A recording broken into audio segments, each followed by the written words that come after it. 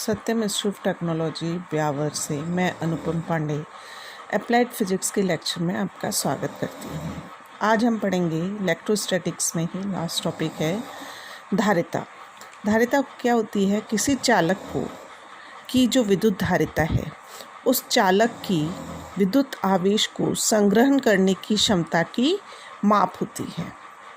मतलब कोई भी चालक आवेश को कितना संग्रहित कर सकता है वो क्या कहलाती है? उसकी धारिता कहलाती है। जब किसी चालक को आवेश दिया जाता है तो उसका विद्युत विभव आवेश के अनुपात में बढ़ता जाता है। यदि किसी चालक को Q आवेश देने पर उसका विभव कितना हो जाता है? V।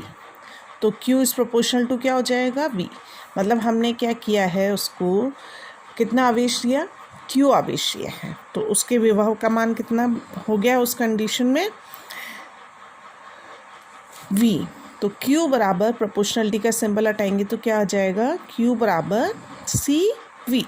क्योंकि प्रोपोर्शनलिटी का सिंबल जब भी हटाया जाता है तो एक कांस्टेंट आता है, इसलिए Q बराबर CV, जहाँ पर C एक नियतांक है जिसका मान चालक के आकार, माध्यम आदि पर निर्भर करता है।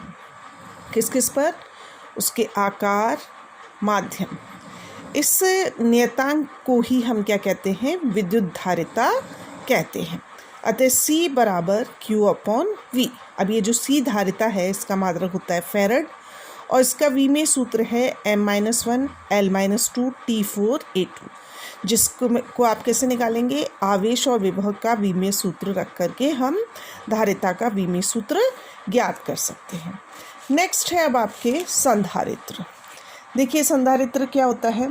संधारित्र जो है वो एक ऐसा समायोजन है जिसमें किसी चालक के आकार में परिवर्तन किए बिना उस पर आवेश की पर्याप्त मात्रा संचित की जा सकती है।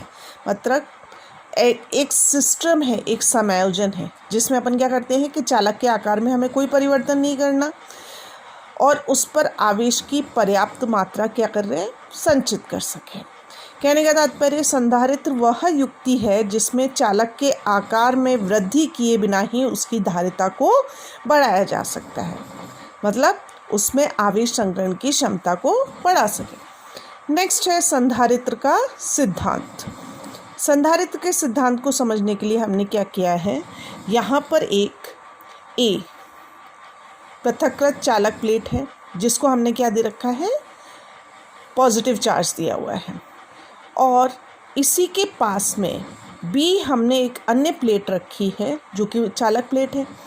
अब यदि हम A जो कि धनावेशित प्लेट है उसके पास B प्लेट लेके आएंगे तो B प्लेट में इसके निकटवर्ती, जो A के निकटवर्ती है, वहाँ पर कैसा आवेश कलेक्ट हो जाएगा? ऋणात्मक आवेश। ऋणात्मक आवेश निकटवर्ती तल पर, B पर निकटवर्ती तल पर ऋणावेश, और इसके अपोजिट साइड यानी ये वाला जो साइड है यहाँ पर क्या कहते हैं? धनावेश वितरित हो जाता है। अब ये नेगेटिव चार्ज है तो उससे विभव नेगेटिव होगा, तो A के विभव में ये क्या कर देगा? कमी कर देगा। लेकिन साथ ही चूँकि यहाँ पर विभव यहाँ पर कैसा है? पॉजिटिव चार्ज आएगा, तो क्या करेगा? A के विभव में वृद्धि करेगा। लेकिन चूँकि इफेक्टिव कौन सा है? नेगेटिव चार्ज, तो इससे A के विभव में कमी होगी। अब A के विभव में अगर कमी होती है तो C बराबर Q अपॉन V सूत्र से V में कमी होने पर धारिता के मान में क्या हो जाएगी? वृद्धि हो जाएगी। अब अगर मान लीजिए यहाँ पर B में जो पॉजिटिव चार्ज आया, यदि हम इसको पृथ्वी से संपर्कित कर दें, मतलब भू संपर्कित कर दें, तो सारा पॉजिटिव चार्ज कहाँ चला जाएगा? पृथ्वी में चला जाएगा। और सारा पॉजिटिव चार्ज यदि पृथ्वी में चला जाता है तो अब यहाँ पर क्या क्या रह गया? केवल नेगेटिव चार्ज। तो इसका मतलब एक का विभव जो है वो केवल कम होगा, उसमें वृद्धि नहीं होगी, तो इससे इसकी धारिता और बढ़ाई जा सकती है।